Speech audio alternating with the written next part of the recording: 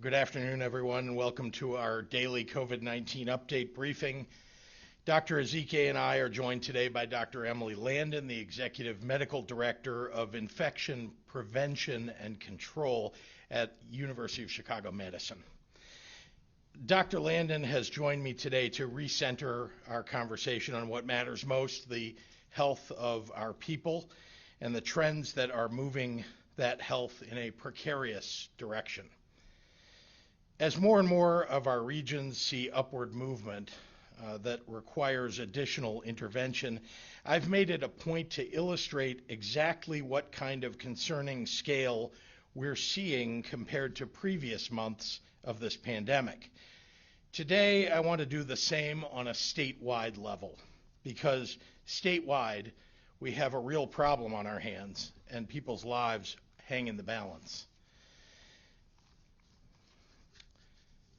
Let me start with leading indicators. We are seeing substantially more confirmed cases right now than we ever saw in the spring. Since the beginning of October alone, new cases are up more than 150%.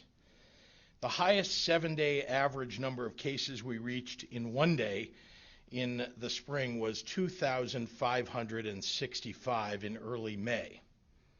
That came down to about 590 in mid-June. Today, we are at a new high, a 7-day average of 5,043 new cases per day, closing in on twice what we saw in May. Today alone, we're reporting 6,363 cases. We're able to test far more people than we did in the spring, which is very helpful for detecting new cases. But let me be clear, our cases are rising at a much faster clip than our testing. We're now averaging more than 73,000 COVID-19 tests per day. Today, for example, we are reporting more than 83,000 tests.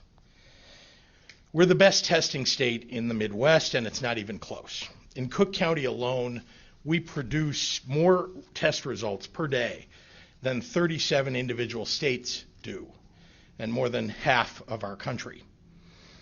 Even as our testing has grown, between late June and late July, our case positivity stayed steady between 2.5 and 3%. From late July to a few weeks ago, it stayed more or less below 4.5%. Today, it's up to 6.9%.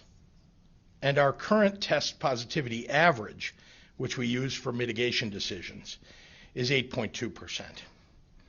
The growth rates that we're seeing in positivity rates, hospitalizations, and deaths are telling us that we are again experiencing a meaningful and sustained increase in transmission of this virus. Our positivity rates alone are cause for action, but our challenges don't end there. Broadly speaking, hospitalizations are a lagging indicator of rising community spread. It could take days or even a week after a positive COVID-19 test for a person to require hospitalization, while others might receive a confirmation of their positive test when already in the emergency room, possibly struggling to breathe. Since the beginning of October alone, statewide, the number of Illinoisans in the hospital with COVID-19 has grown 73%. Let me repeat that. Since the beginning of October alone, statewide, the number of Illinoisans in the hospital with COVID-19 has grown 73%. We came into this month with an average of 1,570 patients in the hospital fighting COVID-19. Today, hardly 4 weeks later, that average is up to 2,700 and growing. There are some individuals who think that we've solved the COVID-19 crisis by developing some treatments for those who have already entered the hospital. But when you look at the actual lived experiences of people who require hospitalization, that statement just doesn't really pan out. In the same time that hospitalizations have grown by 73% across our state, The number of patients requiring admittance into the intensive care unit is up 61%. Lower, yes, but not a gap that anyone should start betting their life on. On October 1st, we were averaging 360 people in the ICU, COVID-19 patients in the ICU statewide. Today, there are over 580 in the ICU.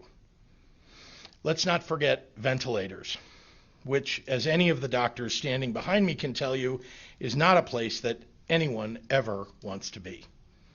Too many patients who end up on a ventilator do not come back. They just don't. And here in Illinois, similar to ICU patients, the number of patients on a ventilator is soaring, up 61% since October 1st. Tragically, we aren't going to be able to save everyone from this pandemic, but we are doing our best to save as many people as we can by lowering the rate of spread in the community, which will not only allow more kids to go to school and more businesses to operate safely, but also will improve our ability to keep Illinoisans healthy. Those should be the goals that we can all get behind. Deaths are a lagging indicator, and we can see in these numbers the consequences of rising case rates and hospitalizations and ICUs and ventilators across our state from weeks ago. And unfortunately, I'm afraid we can expect worse to come. Deaths from COVID-19 are up 82% since the beginning of October, when we were averaging 23 lives lost each day. Now at 41 lives lost each day.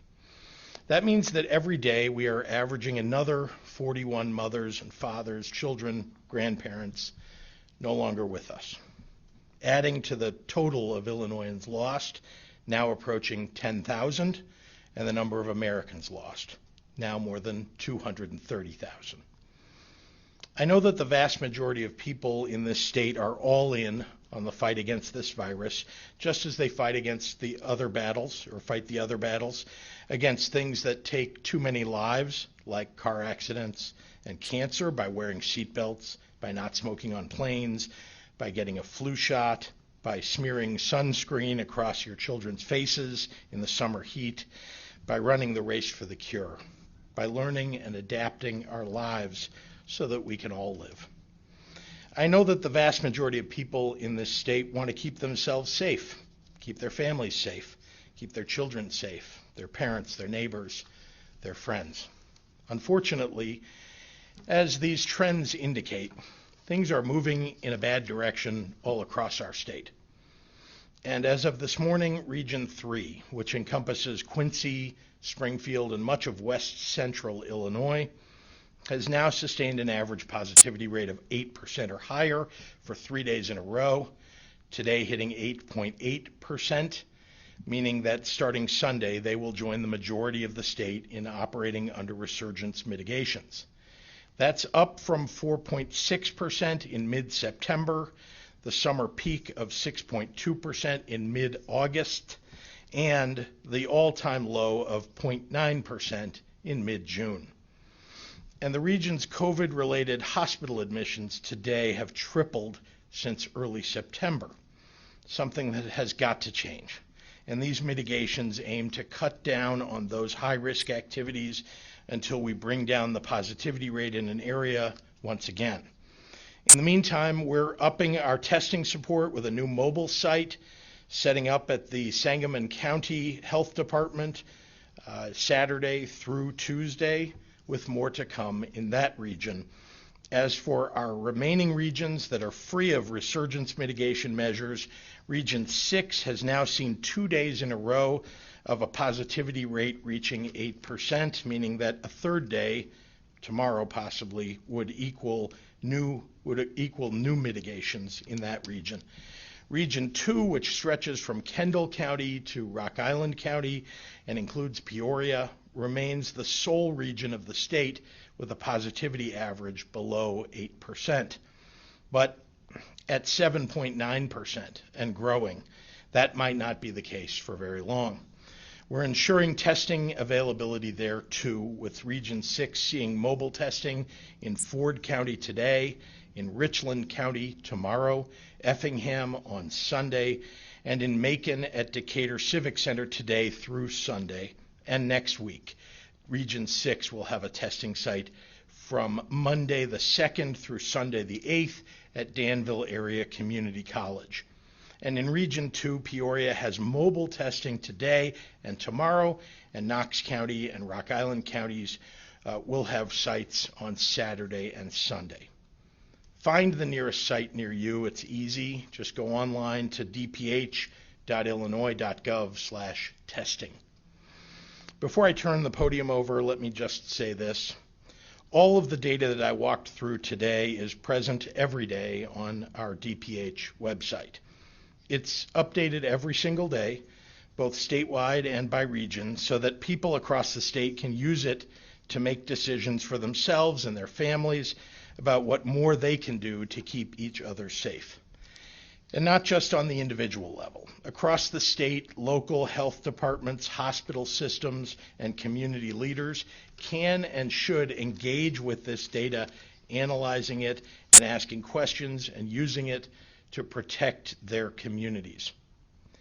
Because let's be clear, well-meaning and reasonable people can have fair disagreements about how and where to draw lines and connect dots, but when every single metric in every single corner of our state is trending poorly, we have to take meaningful action to keep our people safe. And with that, I'd like to turn it over to our Director of the Department of Public Health, Dr. Ngazi Ezekiel. Doctor. Thank you, Governor. Thank you for laying that out so clearly, and thank you for your tireless efforts. Let me get straight to the numbers. I think many of them the Governor has shared. In the past 24 hours, more than 83,000 tests were reported for a total of nearly 7.5 million total tests. Today, again, we are reporting 6,363 new cases of COVID-19 for a total of 395,458 cases. Since yesterday, we have been notified of an additional 56 lives lost, again, for a total for Illinois of 9,675. In the hospital, overnight, we had 3,030 individuals. Of those, 643 patients were in the ICU and 269 were on ventilators. Our entire mission during this pandemic is to reduce the number of cases, to reduce the number of hospitalizations, and reduce the deaths. One way to do that is through contact tracing. Since the first case of COVID-19 was reported in Illinois, contact tracing has been conducted. That's how we knew that our first case had returned from Wuhan. That's how we knew that the second case was in fact the spouse of the first. Public health officials across the state, across the country, across the world conduct contact tracing on a daily basis. It's what we do for measles, for tuberculosis, many other diseases, and of course now COVID-19. It is something that we've always done and we continue to do on a daily basis. We collect this information so that we can help prevent additional cases. The quicker we're able to identify individuals who have been exposed, the quicker we can have them self-quarantine and thereby interrupt disease transmission, hopefully preventing additional people from being exposed to the virus. Because of the sheer volume of cases, again, over 6,300 cases were identified just over the last 24 hours. Almost 400,000 cases in total. Local health departments across the state are hiring and training more and more contact tracers. But again, as these numbers surge, public health is being stretched very thin, even as we bring the new contact tracers on board. When this happens, the contact tracer may not have the opportunity to follow up with every case for further clarification about where they visited in the weeks prior to being diagnosed and who exactly they were with after. We are doing our best to collect as much information as possible so that we can have the most complete picture of where COVID-19 is spreading. But of course, we can't do that without your participation.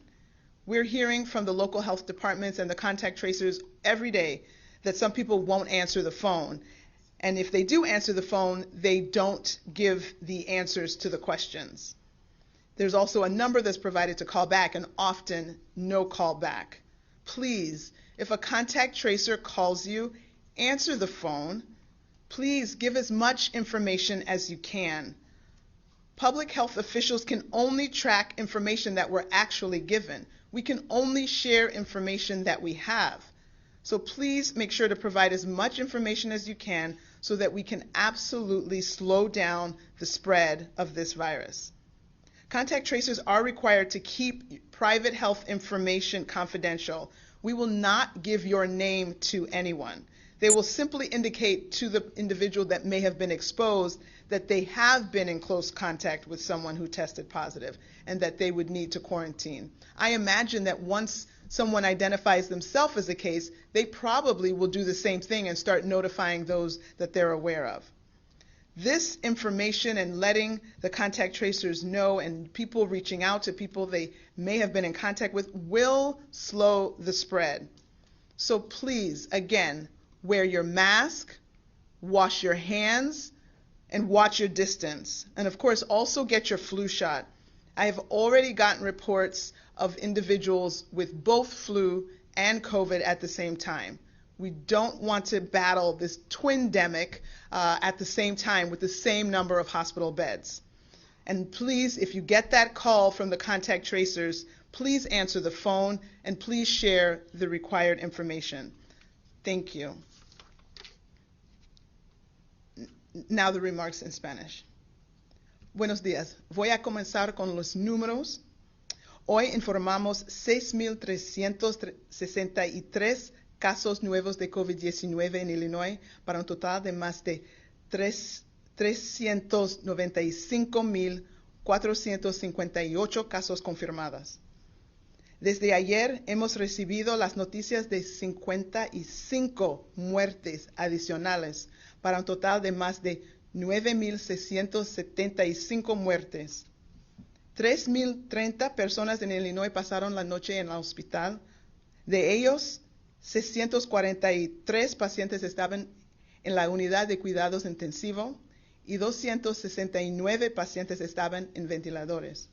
Más de 83,000 pruebas de COVID-19 fueron hechas por un total de más de 7.5 millones. Nuestra misión durante esta pandemia es reducir el número de casos nuevos, el número de hospitalizaciones y muertes. Una forma de hacerlo es el rastreo de contactos. Desde que se informó el primer caso de COVID-19 en Illinois, el rastreo de contactos comenzó rápidamente. Así es como supimos que la persona acababa de viajar desde Wuhan, China, y que el segundo caso en Illinois era su esposo. Las oficiales de salud pública en el estado, el país y todo el mundo realizan el rastreo de contactos diariamente. Lo hacemos por sarampión, tuberculosis, otras enfermedades y ahora COVID-19. Esta información ayuda a prevenir casos y brotes adicionales. Lo más rápido que identificamos los contactos, lo más rápido podremos evitar la propagación de este virus. Con casi 400,000 casos confirmados de COVID-19 en Illinois, departamentos de salud locales en todo el estado están contratando y capacitando a más rastreadores de contactos. Estamos haciendo nuestro mejor esfuerzo para recopilar información para poder tener una imagen completa de dónde se está propagando COVID-19. Pero necesitamos su ayuda. Escuchamos que cuando los rastreadores de contactos llaman, algunas personas no responden al teléfono. Y si contestan su teléfono, no responden las preguntas. Por favor, si un rastreador de contactos te llama, conteste el teléfono y comparte toda la información que puedas. La información que das a los rastreadores de contactos es confidencial. Simplemente ellos informan a otras personas que han estado en contacto con alguien que dio positivo y que deben ponerse en cuarentena. Esta información realmente puede bajar la propagación. Así que, por favor, use su máscara, lávese las manos, mantenga su distancia, vacúnese contra la influenza. Y si recibe una llamada, conteste el teléfono y responda las preguntas. Esos pasos simples salvarán vidas. Muchísimas gracias para su apoyo. And with that, I'm happy to turn the podium over to Dr. Emily Landon.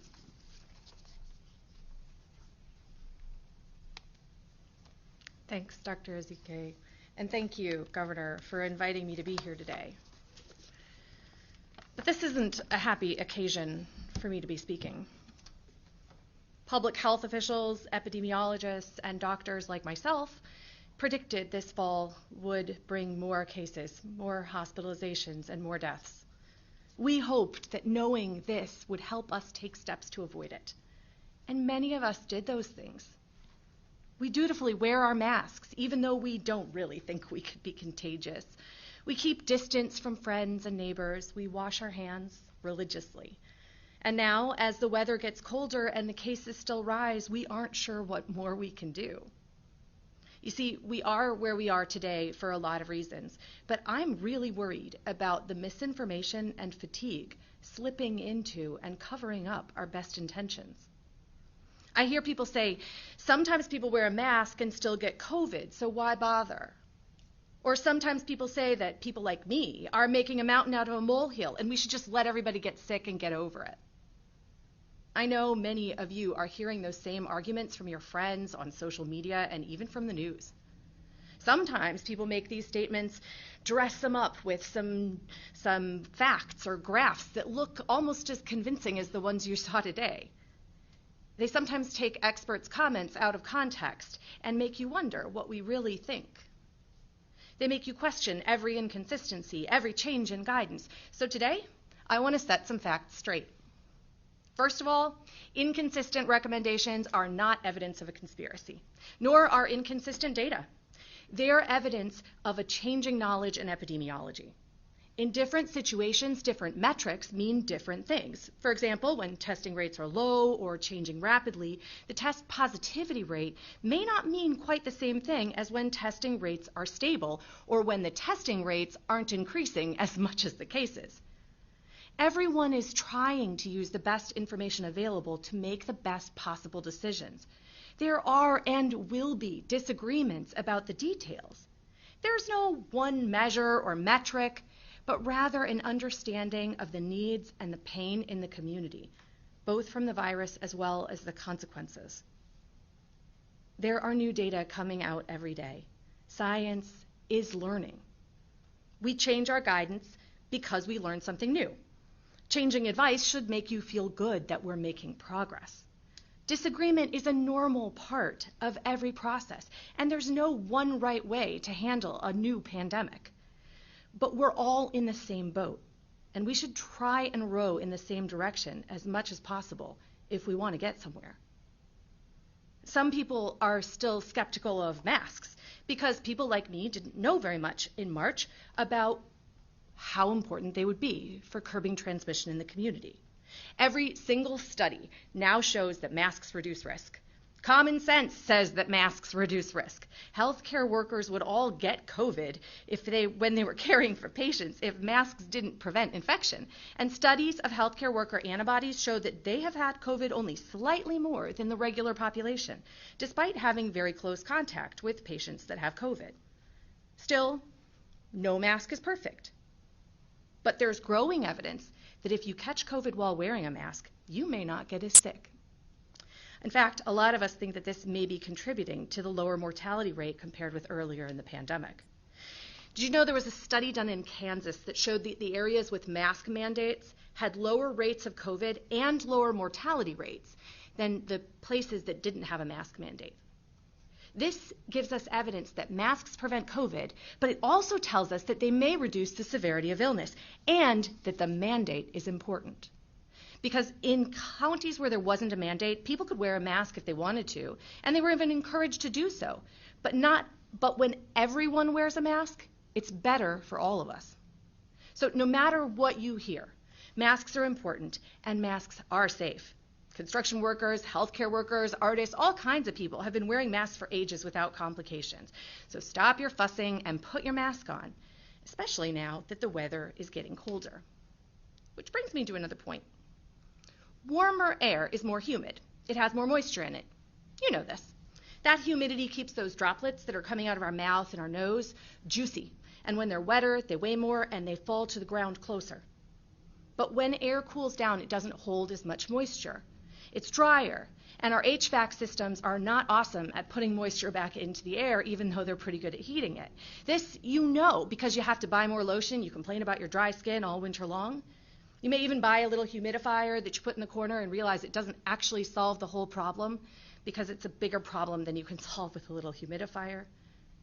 That drier air means that your droplets are drier and smaller too, and they can linger in the air. They're lighter, they stay longer, and they travel further. That's that airborne transmission that you keep hearing about, and it's true. Fall and winter weather literally make COVID more transmissible. On top of that, the cold weather makes us spend time inside, in our energy-efficient homes that keep the heat inside and the COVID. There have been numerous reports of super spreader events related to these kinds of situations, and they can be described with the 3 C's. It's unmasked contact with people in a closed space that's crowded, because the more people you have, the more likely one of them has COVID. Many modelers have shown that indoor ventilation in most buildings is not sufficient to prevent the transmission of COVID when people aren't wearing masks. So it seems that limiting indoor gatherings where people don't wear masks is a key part of preventing COVID transmission, and it is. You see, bars and restaurants are one of the few places where people congregate and they can't really wear a mask and eat and drink. Unfortunately, their employees and the restaurants and the businesses are the casualties here, but there's no way around it. It's not just models.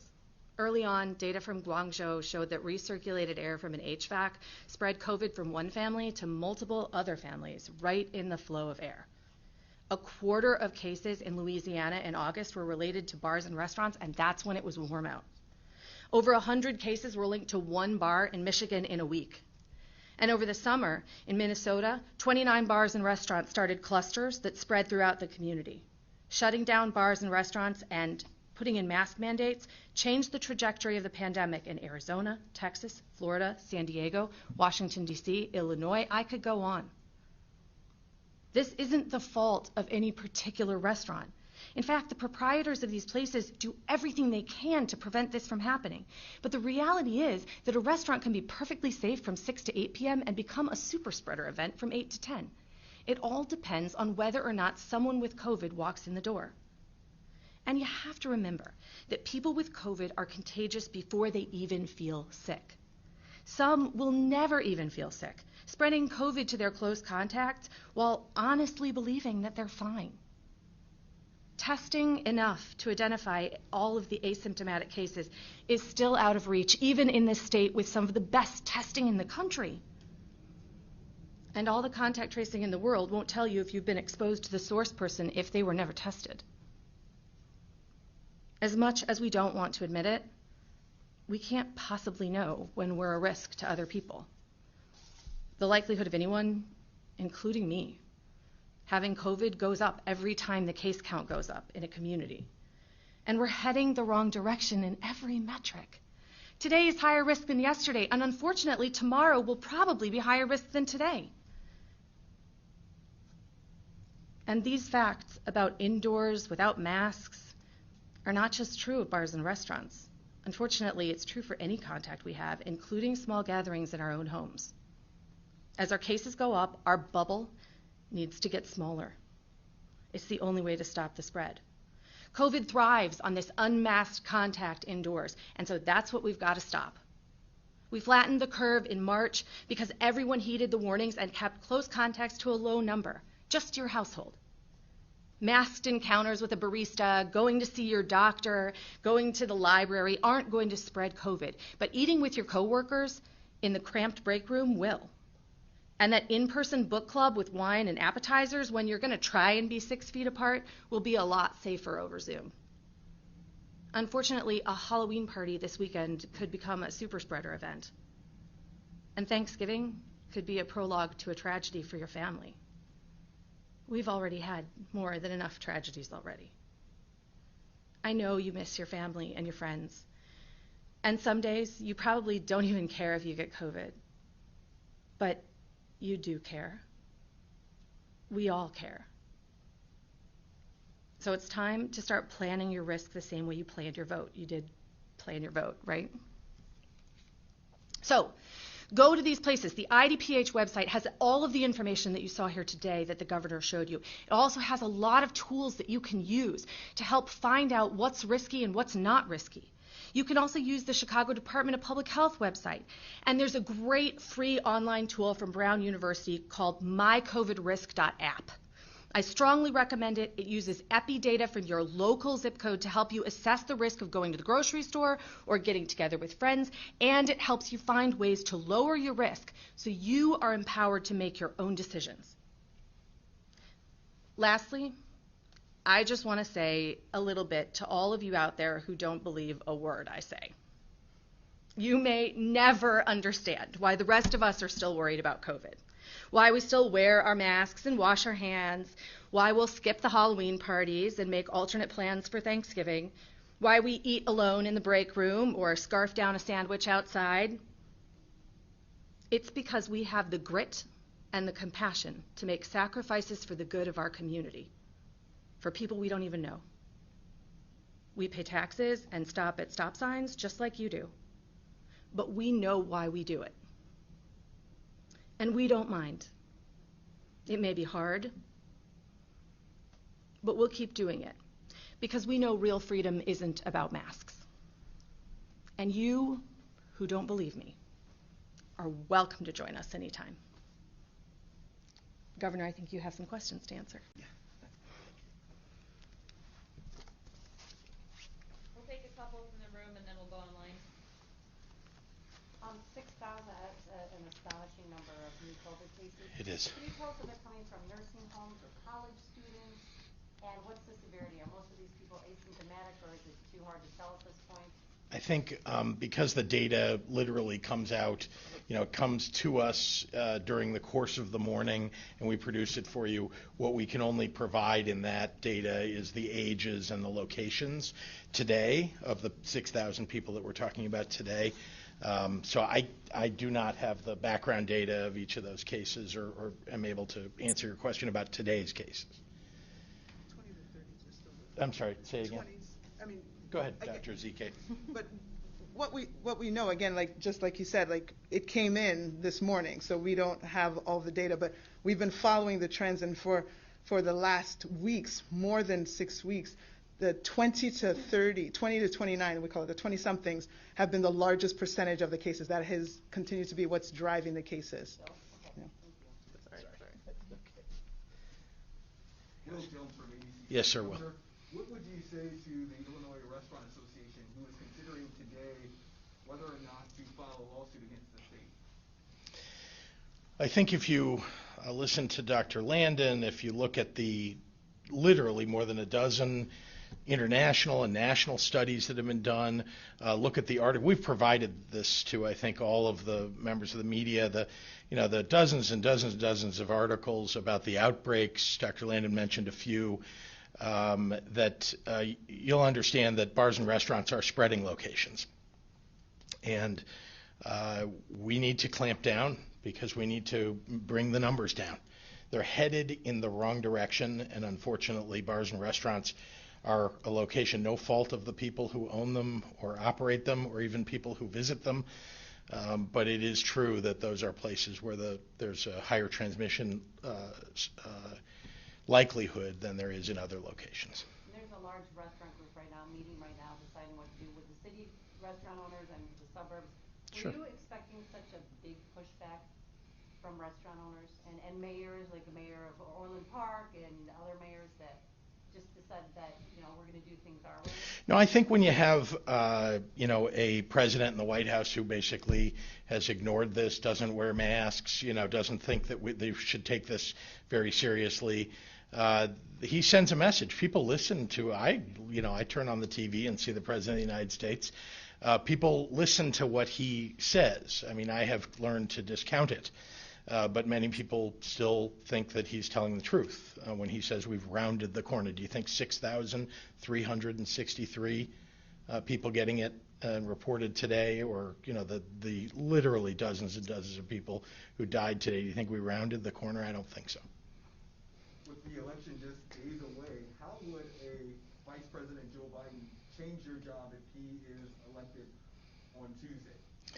Well, I'll refer first to what I just said, which is I think a president that is modeling good behavior, someone who understands how serious this virus really is, and who has a plan to help states and local governments and people across the country to deal with the virus and to deal with the financial pain. I think all of that will be an enormous step forward. So I'm very much hopeful that that will happen.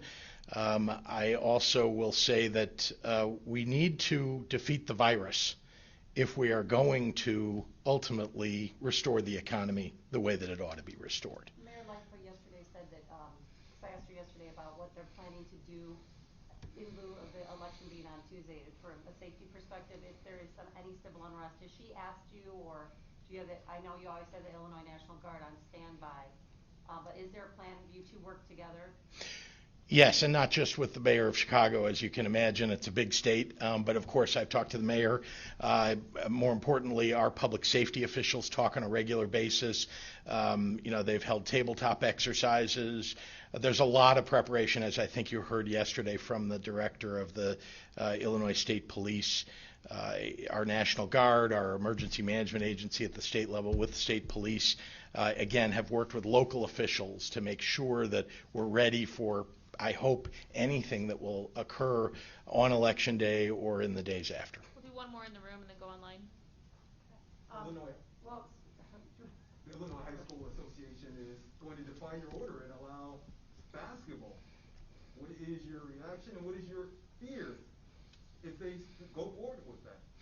Well, as I said this morning, I think that we had doctors and experts look at what sports we could allow, at what level of risk these sports are, to make sure that we're allowing kids. We want kids to be able to train, to perform their skills, to condition themselves for the sport, even at the most high-risk level sports. We want them to be able to at least do that, right? It's not that we're trying to shut down their sport or tell them to go home and don't do anything.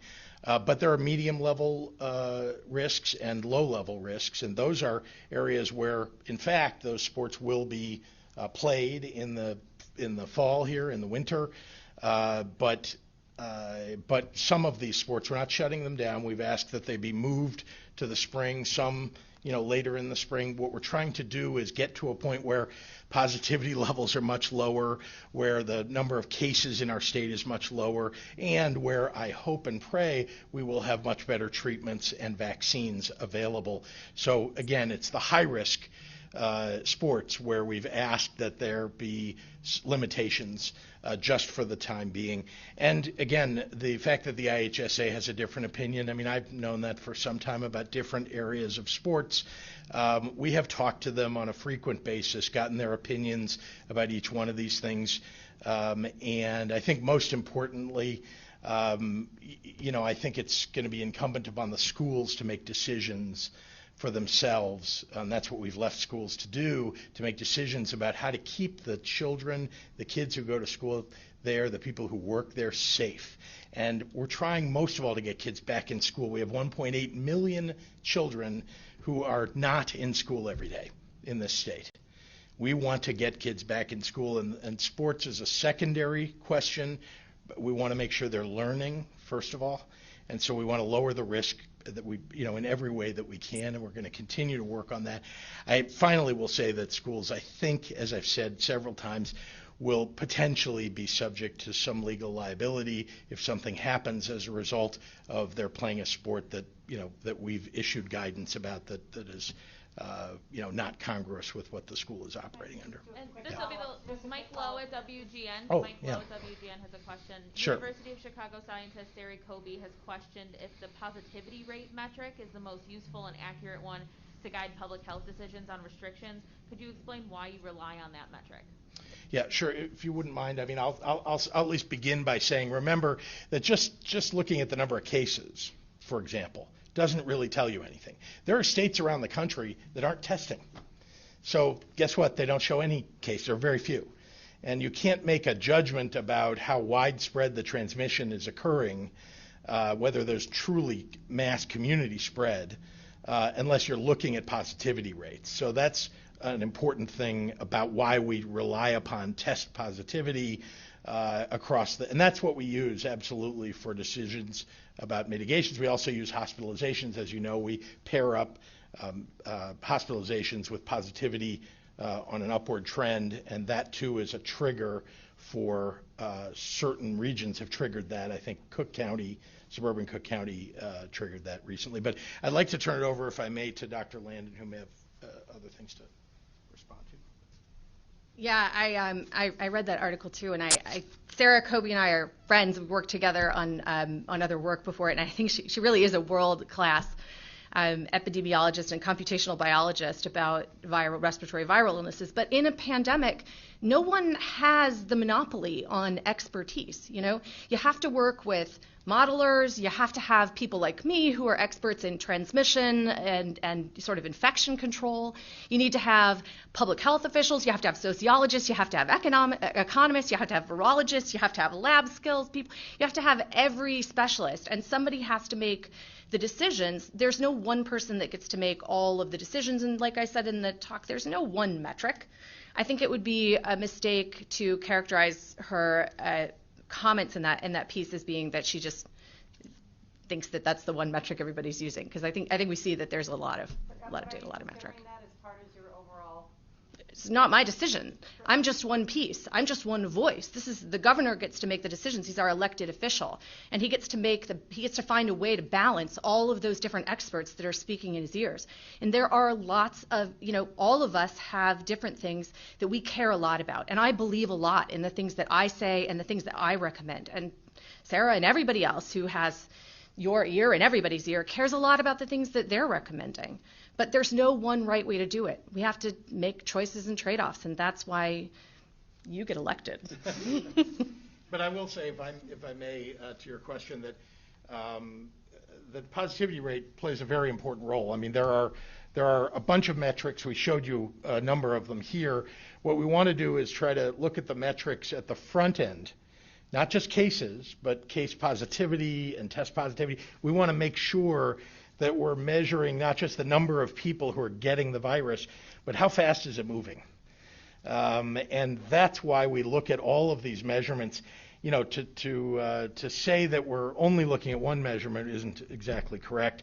The other thing is we make a lot of public policy decisions, as you know, around whether we are going to distribute PPE to certain places, how we manage certain locations, how we, whether we think that a temperature check is as good as some other method of keeping workers, let's say, out of a place where they might cause transmission, and measuring whether they might be sick or not. So we use a lot of things to make public policy decisions, and positivity is certainly one of them.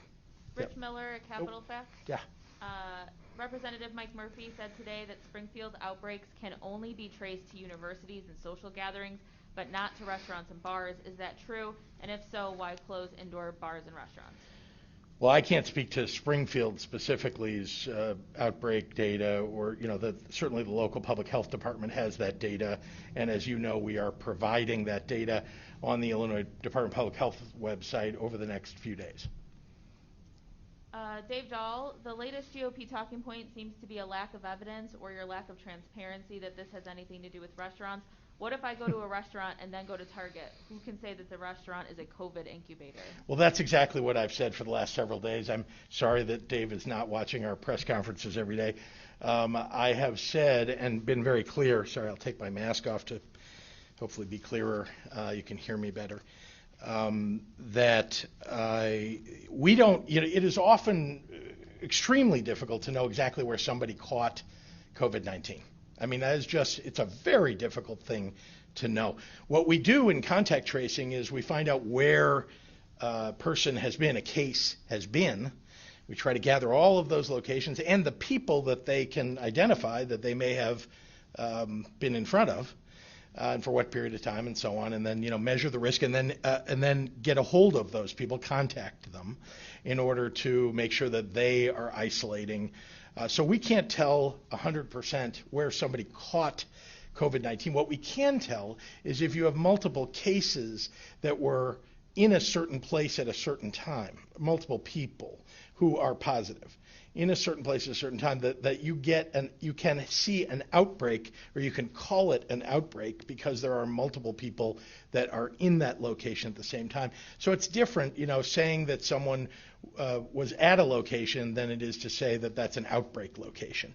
What's important is putting aside the contact tracing data about bars and restaurants, just put it aside for a moment, and even if there was no contact tracing data available at all, what we know is that from the data that Dr. Landon cited, and from all that we've provided to everybody in the media, I hope Dave has all of this, that in study after study after study, unmasked activity where people are drinking, sitting for an hour perhaps or more, in groups, this is the kind of activity that causes spread, and that's exactly what goes on in bars and restaurants. And that's why in many, many, many states across the country, they have limited severely, sometimes significantly in other times, the capacity, sometimes even closing indoor service. Why use 11 regions? Is that the right number? Why not go county by county? Sangamon County's positivity rate is only 7.7%. Who asked that question? So I only wanted to know because I want to make sure that you're aware that early on that we had 4 regions for the state. Early on, actually, to be clear, at the very beginning of this, there was 1 region, and that was the entire state. And then we moved to 4 regions because we were looking at hospitals and trying to make sure that hospitals would be available, hospital beds in every region. And if we measured that hospitals were getting overfilled in those regions, that would be something we'd want to jump on and deal with as early as possible. Now we moved to 11 regions after 4 because we were able to get more data. We felt like we could manage 11 regions reasonably well. And look, people have asked for every which way to draw the lines for regions. Some people have wanted us to do it by city, by town, by county, even by area of a city, thinking that one area might have a high positivity rate and another area a low positivity rate, and they don't want to get punished by being paired with them. Guess what? People move around. We have a very mobile society. People get out of their cars or they walk and they go to places. Sometimes you're crossing lines, a city line, a county line. You might work in one place and live in another. Jerry Nowicki is asking, with nearly all of the regions approaching mitigations, how quickly will big money run out, and what more can the state offer in way of relief? Are you considering allowing delayed sales tax payments or allowing payment plans without any penalty for a late payment? So thank you for the question. In fact, there were a group of legislators who wrote a letter to me over the last 24 hours, I think, that had a number of those things in it, and we've responded to them. I'll just say that we have several $100 million. We actually more than $600 million in total for different kinds of grants to community organizations and businesses. We have $220 million specifically right now in BIG grants, business interruption grants, that are available to businesses. I hope that they will go to our website, tceo.illinois.gov, and click on where it says business interruption grants, and they can apply for it. We've expedited the fulfillment of those grants so that businesses that are affected by resurgence mitigations can at least get paid in relatively short order. Kelsey Landis at the Belleville News Democrat. Some Metro East restaurants that have been awarded big grants are still operating in defiance of indoor dining restrictions. Would the state revoke those grants for those who don't comply with the restrictions? Yes, the state has the ability to do that if they're not fulfilling their obligation under the grant agreement, and so they could, in fact, have their grant removed. We want people to follow the rules, and we're going to use enforcement mechanisms as we've talked about, wherever we need to. Hannah Mizell has a question for Dr. Ezekiel. Are the patient's IDPH counts as COVID hospitalizations always first confirmed with a COVID test, or do some of them Are some of them just presumed COVID positive because they have COVID-like symptoms? Are all patients hospitalized eventually confirmed with a test? Right, that's a great question. So initially, I think when people come into the hospital, it's suspected as COVID. So you could be awaiting the test, and so as the test results will come in, the people who were not COVID, they would come off the list, and then we'll go forward like that. So yeah, it will include people that are suspected to have it, as well as those that are confirmed, and then anybody who's turned out to not have it, that would come off the list, obviously. But you're walking in with symptoms. I mean, to be clear, it's not just anybody walking into an emergency room. It's, someone walking in with symptoms. I just don't want it to be taken out of context, as sometimes happens.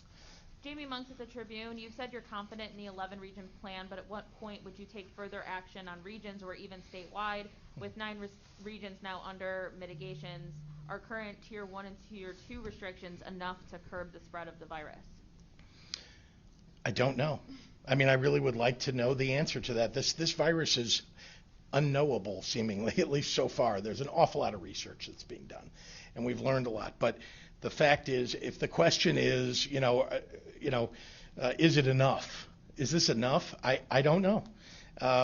We didn't know when we put the stay-at-home order in back in March. We didn't know if that was enough. We didn't know if the Tier 1 mitigations that we put in for Region 4 and Region 7 would 100% work. We had a pretty good idea because we thought these are spreading locations. If we close down indoor service, guess what? It worked. And so we have this regional plan because it does work. We're hoping it'll continue to work. But I have to say one other thing, which is, it's not like we have every answer to every question, but I had hoped that maybe Illinois, doing as well as we had been doing, perhaps that we wouldn't see a second wave or a new wave of coronavirus. Boy, was I wrong. And by the way, this is now happening all across the country. We're in the midst of a neighborhood where people have positivity rates, case rates that are soaring, hospitalizations. There's a field hospital that's been put together in Wisconsin because all the hospitals are full. We're taking it as it comes. We're putting in mitigations that we've learned work, and we'll continue to move in that direction from Tier 1 to Tier 2 if we have to. Kelly from Block Club, Chicago's mayor and top health officials say the majority of new cases in the city are coming from small gatherings. What is the state doing to stop or prevent those gatherings, and do you worry closing restaurants will lead to more people gathering at home instead? Well, first thing we're doing is every day standing up here and reminding people that these kinds of gatherings are spreading events. You heard Dr. Landon talk about this. You heard Dr. Ezekiel talk about it. You've heard me talk about it. We'll continue to try to get that message out. We have reminded people over and over again that if you're going to have people in your house that aren't part of your pod, you should still wear a mask and keep socially distant. You shouldn't do it for a lengthy period of time. We're doing everything we can to kind of prevent the spread in private locations. Obviously, there's very little we can do when people are engaging in that. We're not going to knock on the door and, take people away or something like that. That's never going to happen. We are asking people to take personal responsibility for themselves, for their families, for their neighbors, for the friends that they invite over. Be careful. We want you to be safe, and we want you to keep everybody else safe.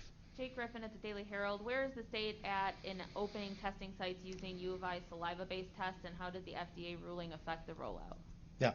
So first of all, the fact that we have the ability to use these saliva tests is because the FDA gave us permission to do that. There's a CLIA-certified lab at the University of Illinois that's been doing this since the very beginning. Those tests are very effective, and you can see by the data that comes out of the University of Illinois, Urbana-Champaign, that they are doing a terrific job of keeping their positivity rate. I mean, I think it's certainly below 1%. Maybe 0.5% or lower than that. In terms of spreading it to other locations, that is the saliva test. They are working with other hospitals and other laboratories to make sure that they have to be CLIA certified and that they have the right equipment. And so they're working with, for example, hospitals in the Bloomington Normal area and labs, I should say, in the Bloomington Normal area to help the Illinois State University in this regard, and obviously they've been consulting with universities and colleges all across the state of Illinois so we can get it spread to every location. Sorry to use the word spread, to get those tests used in every location that we possibly can. Again, I'm 100% behind that effort, and the doctors and the experts that are working on that are every day on it. There is literally what I would describe as a small company that's been put together at the university that is doing that work. Rich Miller has a follow-up. Dr. Ezekiel, he says that this lawmaker who was talking about the lack of bars and restaurants contact tracing in Region 3 specifically said that you said it can only be traced to university parties and gatherings. Can you just clarify what you're seeing in the exposure data in Region 3? So there's exposure data and then there's outbreak data. Those are two different pieces of data that are collected. Again, as the governor explained, the outbreak data will be where all of these individuals in the same space and time were diagnosed as cases, and they're connected to one another. Clearly, there's a connection. Like, I was with you and I developed symptoms. We were in this space and these people were all connected. So that could be, at a fraternity party, that could be at a weddings. Those were clearly identified outbreaks. Most people who end up contracting the infection don't know exactly who they got it from. They don't say, oh, I was with so-and-so who was positive, that's where I got it. If they don't have any idea of who they got it from, then that's when you go into the contact tracing in terms of identifying places that they were in the time that you would have contracted the virus. And so from that data that you collect, from all these people who are just like, well, I was here, I was there, it is consistent that where those people recollect that they were in the time were bars and restaurants. Obviously, they will, people who are in school, they will say school. People who are at work will say work. So, we already told you we're not the ones who are going to be closing school. We're not going to tell people not to go to work. We have to operate in the place that we can operate, and there you have sitting there bars and restaurants coming up time after time in the exposure sites that people were in there before they contracted the virus. That's not specific to students, if that was the question. It could be anybody that goes to bars and restaurants. Yeah. Mike Milicic will be our last question. With the entire state on the verge of increased mitigations, how can you convince business owners to follow the guidance when attorneys travel around the state telling them to stay open and defend their rights? How can Illinois truly stop this trend? Well, we can't stop attorneys from, being snake oil salesmen and trying to convince people to take them on as an attorney. And these folks are been in business for time immemorial, and I guess they'll keep doing what they do. The reality